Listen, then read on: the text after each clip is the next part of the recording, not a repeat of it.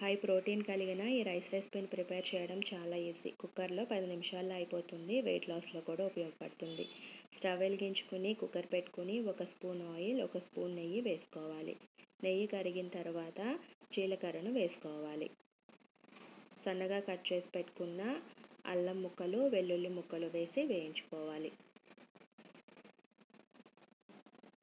మన కారానికి సరిపడా పచ్చిమిర్చి ముక్కలను వేసి వేయించుకోవాలి. కొంచెం కరివేపాకు రెబ్బలను కూడా వేసుకోవాలి.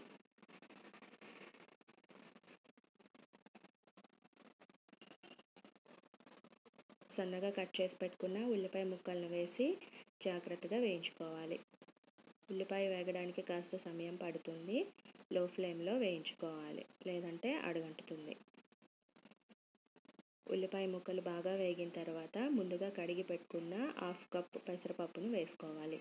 పెసరపప్పులో హై ప్రోటీన్ ఉంటుంది. అదేవిధంగా 10 నిమిషాలు నీటిలో నానబెట్టుకున్న మిల్ మేకర్ లేదా సోయా చంక్స్ని కూడా వేసుకోవాలి.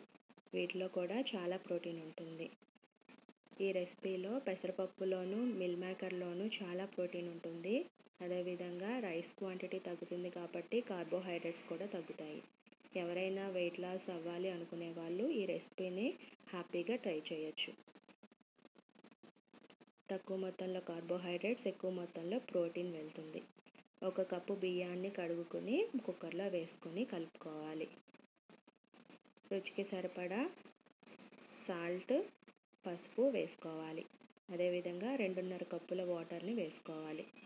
నచ్చేవాళ్ళు బిర్యానీ మసాలా పౌడర్ ఉంటుంది కదా, అది వేసుకోవచ్చు. లేదా ఇలాగే ప్లెయిన్గా కూడా తినచ్చు. చాలా టేస్టీగా ఉంటుంది.